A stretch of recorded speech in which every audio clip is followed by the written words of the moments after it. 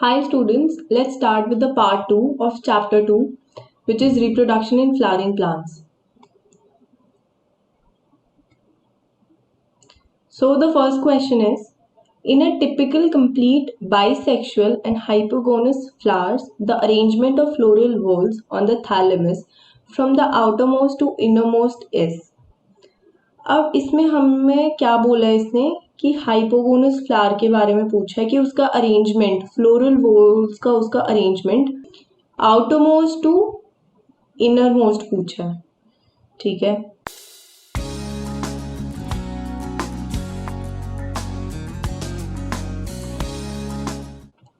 तो सबसे पहले हम ये पता करते हैं कि हाइपोगोनस फ्लावर्स होते क्या है। हाइपोगोनस फ्लावर्स वो होते हैं जिनमें ओवरी जो होती है वो सुपीरियर होती है एंथर से। ठीक है, तो इसमें क्या होगा कि सबसे पहले कैलिक्स होएगा, उसके बाद कोरोला होएगा। देखो, जिसमें ओवरी है सुपीरियर, एंड्रोशियम वाला पार्ट तो होएगा नहीं, डी ऑप्शन वैसे कट हो गया। इसमें हमसे पूछा गया है कि आउटर से इनर में जाना है, तो गाइनोशियम जो होता है वो अंदर का पार्ट होता है, ना कि बाहर का। ठीक है, तो ये ऑप्शन वैसे कट हो गया। अब ए और बी ऑप्शन देखते हैं, इसमें कैलिक्स और कोरोला दोनों ही सही है। ठीक है, अब इसमें आ जाता है एंड्रोशियम, इसमें आ जाता है गाइनोशियम। ठीक है, एंड्रोशियम जिसमें अंदर है उसमें यह है कि सुपीरियर ओवरी नहीं है, सुपीरियर मेल पार्ट है, तो बी ऑप्शन अपना नहीं बनता, ऑप्शन बनता है अपना ए। नेक्स्ट क्वेश्चन पे आते हैं, the development of fruits without fertilization of the ovary is called. मतलब कि फ्रूट्स का डेवलपमेंट हो रहा है without the fertilization of the ovary, तो इस प्रोसेस को हम कहते हैं पार्थिनोकार्पी। ठीक है, एक चीज होती है एपोमिक्सिस, हमने लास्ट वीडियो में पढ़ा था, लास्ट लेक्चर में पढ़ा था हमने कि एपोमिक्सिस एक चीज होती है। इसमें क्या होता है कि एसेक्सुअल रिप्रोडक्शन के थ्रू विदाउट फर्टिलाइजेशन अपना प्रोडक्ट बनता है। इसमें एक और टर्म दे रखी है इन्होंने हमें, एगैमोस्पर्मी। एगैमोस्पर्मी में क्या होता है, एगैमोस्पर्मी भी एक तरीके का एसेक्सुअल रिप्रोडक्शन है, जिसमें क्या हो रहा है कि अनफर्टिलाइज्ड ओवम बनता है सीड से। मतलब कि it is a type of asexual reproduction in which unfertilized ovules are making the seeds. ठीक है, तो इसका आंसर अपना हो जाएगा पार्थिनोकार्पी। अब आता है अपना next question, which is the outer most and inner most layer.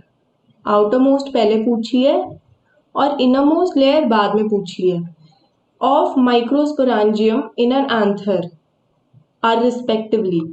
तो हमने सबसे पहली लेयर क्या पढ़ी थी, एपिडर्मिस पढ़ी थी उसकी। ठीक है, उसके बाद हमने क्या पढ़ा था, मिडिल लेयर पढ़ी थी। उसके बाद हमने क्या पढ़ा था, एंडोथीशियम। और सबसे अंदर हमने पढ़ा था टैपेटम। तो जो ये तीनों लेयर्स थी ना, ये तीनों लेयर्स तो प्रोटेक्शन कर रही थी और ये वाली लेयर नरिशमेंट प्रोवाइड कर रही थी, तो इसके अकॉर्डिंग इसका आंसर होएगा एपिडर्मिस एंड टैपेटम। अब आते हैं हम नेक्स्ट क्वेश्चन पे। नेक्स्ट क्वेश्चन क्या है अपने पास, pollen of a flower is transferred to stigma of another flower on the same plant. ठीक है, सेम प्लांट है, ये एक प्लांट है, तब ये स्टिग्मा है, ये अपना एंथर है, पर है ये अपना सेम प्लांट। इन दोनों के बीच में एक्सचेंज हुआ, पॉलिनेशन हुई। ठीक है, तो उस चीज को हम क्या बोलते हैं, तो इस प्रोसेस को हम बोलेंगे गीटनोगैमी। ठीक है, अब आता है नेक्स्ट क्वेश्चन, ये है during microsporogenesis meiosis occurs in. Microsporogenesis का हमने पहले भी पढ़ा था कि जो पोलन मदर सेल होती है वो मियोसिस करवाती है। ठीक है, मियोसिस करवाने के बाद माइक्रोस्पोर बनता है उसका। तो इस हिसाब से क्या हुआ आंसर, माइक्रोस्पोर मदर सेल। ठीक है, अब आता है अपना next question, which is starting from the innermost sequence, innermost part of the correct sequence of parts in an ovule are. तो इसका आंसर अपना होएगा, इसमें बेसिकली ये हमसे पूछा गया है कि ओव्यूल के रिस्पेक्ट में हमें करेक्ट सीक्वेंस बताना है उसके अंदर से लेके बाहर तक के पार्ट्स का। ठीक है, तो सबसे अंदर हमें पता है कि सबसे अंदर तो एग होता है, तो ये वाला ऑप्शन, ये वाला ऑप्शन और ये वाला ऑप्शन सही है, ये वाला गलत है, तो बी हट जाएगा। एलिमिनेशन मेथड से हम चलेंगे इसमें। सेकंड आ जाता है अपना एम्ब्रियो सैक। एम्ब्रियो सैक में होता है एग, इसमें इंटेग्यूमेंट्स बोला है, इंटेग्यूमेंट्स तो बाहर के लेयर्स होते हैं, उसमें तो होता नहीं, सी ऑप्शन कट गया और डी कट गया, न्यूक्लियस में नहीं होता। इसके अकॉर्डिंग हमारा आंसर होएगा ए। नेक्स्ट क्वेश्चन पे हम आते हैं। नेक्स्ट क्वेश्चन है wind pollination is common in. ठीक है, विंड पॉलिनेशन ग्रासेस में कॉमन होता है। तो बेसिकली विंड पॉलिनेशन में क्या होना चाहिए कि जो पोलन ग्रेन है वो नॉन स्टिकी होना चाहिए, लाइट होना चाहिए ताकि वो हवा में इजीली उड़ के जा सके। ठीक है, वेल एक्सपोज स्टेमन होनी चाहिए ताकि विंड और या फिर एयर करंट्स के थ्रू इजीली वो उड़ के जा सके। तो इसका एग्जाम्पल पूछा है और वो है ग्रासेस। ठीक है, नेक्स्ट क्वेश्चन पे आते हैं हम। From among the situation given below choose the one that prevents both autogamy and geitonogamy. ठीक है, तो अब बेसिकली गीटनोगैमी और ऑटोगैमी होता क्या है ये पता करते हैं। तो गीटनोगैमी में क्या होता है कि क्रॉस पॉलिनेशन होने के चांसेस बहुत रहते हैं, क्रॉस पॉलिनेशन होता है बेसिकली। ठीक है, और जो ऑटोगैमी होती है उसमें सेल्फ पॉलिनेशन होता है, क्योंकि जो सपोज करो ये एक फ्लावर है, इसके पास एंथर है, इसके पास स्टिग्मा है, इन दोनों के बीच में पॉलिनेशन होती रहेगी ऑटोगैमी अगर है तो, ऑटोगैमस फ्लावर है तो। अगर गीटनोगैमी है तो भले प्लांट सेम हो बट फ्लावर्स डिफरेंट डिफरेंट होते हैं और उनके बीच में होती है पॉलिनेशन, तो वो गीटनोगैमी का भी एग्जाम्पल होता है। एक और टर्म लिखी हुई है वो होती है जीनोगैमी। जीनोगैमी में क्या होता है कि वो टोटली डिफरेंट प्लांट होता है। ठीक है, दो डिफरेंट डिफरेंट प्लांट्स और उनके बीच में पॉलिनेशन हो रही है, तो वो होती है जीनोगैमी, उसमें तो प्योरली क्रॉस पॉलिनेशन होगी सिर्फ। तो इसके अकॉर्डिंग क्या होगा आंसर देखते हैं हम। अब यहाँ पे लिखा है dioecious plant bearing only mail और फीमेल फ्लावर्स। तो अब ना हम मोनोइशियस और डायोसियस की भी टर्म्स क्लियर कर लेते हैं एक बार कि मोनोइशियस क्या होता है। मोनोइशियस प्लांट्स कौन से होते हैं कि जिनमें मेल और फीमेल फ्लावर्स जो होते हैं वो सेम प्लांट पे होते हैं। ठीक है, बट डायोसियस में क्या होता है कि मेल और फीमेल जो होते हैं वो अलग अलग जगह होते हैं, सेम उस पे नहीं होते। Same for the unisexual and bisexual flowers also, कि जो यूनिसेक्सुअल फ्लावर्स होते हैं उनमें या तो सिर्फ स्टेमन होएगा या तो कार्पल होएगा, दोनों नहीं होंगे। बट जो बाइसेक्सुअल फ्लावर्स होंगे उनमें स्टेमन भी होगा, कार्पल भी होगा। ठीक है, तो इस हिसाब से इसका आंसर बनेगा ए। ठीक है, अब आता है अपने पास choose the correct option among the following. Correct statement बतानी है हमें, तो ये हो जाएगा सेम हमने। क्लिस्टोगैमस फ्लावर्स क्या होते हैं? क्लिस्टोगैमस वो फ्लावर्स होते हैं जो ओपन नहीं होते, जो फ्लावर्स ओपन नहीं होते, एक्सपोज नहीं होते। ठीक है, तो इनमें क्या होगा, अब वो क्लोज्ड है वो फ्लावर्स, तो इनमें क्या होगा, सेल्फ पॉलिनेशन होगी। चास्मोगैमस फ्लावर्स कौन से होते हैं? जो ओपन हो सकते हैं, तो इसका मतलब कि उनमें क्रॉस पॉलिनेशन होने के चांसेस होते हैं। तो अब ऑटोगैमी में भी बोला हुआ है कि cleistogamous flowers always exhibit autogamy, मतलब ऑटोगैमी में भी सेल्फ पॉलिनेशन होती है, क्लिस्टोगैमस फ्लावर्स में भी सेल्फ पॉलिनेशन होती है। ठीक है, चलो भाई। नेक्स्ट है कि चास्मोगैमस फ्लावर्स ऑलवेज एग्जिबिट गीटनोगैमी। ठीक है, तो ये चीज जरूरी नहीं है बिकॉज कई कई फ्लावर्स में ये चीज एक्सेप्शन होती है। ठीक है, उसके बाद लिखा गया है कि cleistogamous flowers exhibit both autogamy and geitonogamy. ये तो बिल्कुल ही गलत है, क्योंकि क्लिस्टोगैमस फ्लावर्स का ऐसा कोई एक्सेप्शन भी नहीं है जो ओपन होते हो, और ओपन अगर होंगे फ्लावर्स तभी वो क्रॉस हो पाएगी, और गीटनोगैमी में क्रॉस पॉलिनेशन ही होती है। तो अपना सी ऑप्शन वैसे गलत है, बी भी गलत है, और ये तो है ही नहीं, तो ये होएगा अपना ए ऑप्शन। ठीक है, नेक्स्ट क्वेश्चन है which of the following floral parts forms the pericarp after fertilization. तो अब फर्टिलाइजेशन के बाद हम देखते हैं पहले जो इनर इंटेग्यूमेंट होता है फर्टिलाइजेशन के बाद। इनर इंटेगुमेंट जो होता है वो अपना बनाता है टेस्टा, ठीक है, और जो आउटर होता है ना वो बनाता है अपना टेगमेन। आउटर इंटेगुमेंट जो होता है वो टेगमेन बनाता है, और ये दोनों बनाते हैं मिलके सीड कोट, ठीक है। बट जो पेरिकार्प होता है ना वो बनाता है अपना ओवरी वॉल, ठीक है। इनर इंटेगुमेंट तो टेस्टा में होएगा, आउटर इंटेगुमेंट टेगमेन में होगा, ये दोनों मिला के अपना बनाएंगे सीड कोट।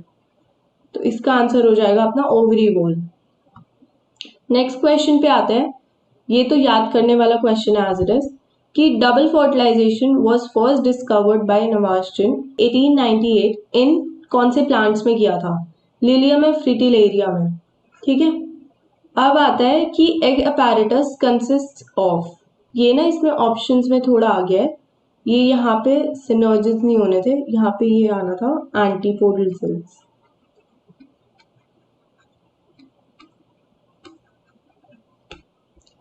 इसका आंसर है अपना एग और सिनर्जिस मिला के बनाते हैं एग अपैरेटस, ठीक है।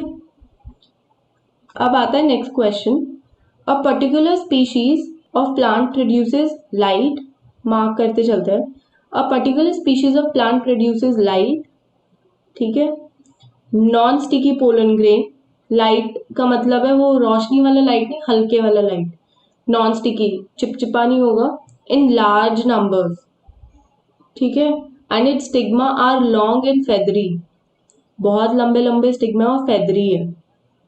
These modification facilitate pollination by, अब ये वाली पॉलिनेशन अगर ये सारी चीजें स्टिग्मा या एंथर में रिफ्लेक्ट कर रही है कि वो हल्का भी है, वो पोलन ग्रेन नॉन स्टिकी भी है, उसका जो स्टिग्मा है वो लंबा है, फेदरी है, मतलब हल्का है, तो वो क्या इजीली होएगा, उसमें विंड पॉलिनेशन बहुत इजीली होगी, ठीक है। अब आता है अपना next question, the most common type of ovule is, तो इसका आंसर अपना एनाट्रोपस, ठीक है।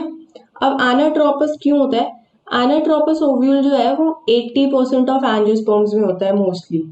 क्यों होता है, क्योंकि इसमें क्या होता है, जो ओव्यूल होता है ना वो इन्वर्टेड होता है 180 डिग्री पे, ताकि जो माइक्रोपाइल और हाइलम है ना, माइक्रो दो एंड्स होते हैं, चलाजल एंड होता है और माइक्रोपाइल एंड होता है, तो जो माइक्रोपाइल और जो हाइलम होता है इसमें वो they come close to each other, जब इस ओव्यूल को हम 180 डिग्री इन्वर्ट करते हैं, तो इससे क्या होता है कि जो माइक्रोपाइल पोल है और जो चलाजल पोल है ना वो एक दूसरे के उसमें आ जाते हैं स्ट्रेट लाइन में, ठीक है, उन दोनों के बीच में 180 डिग्री बनता है।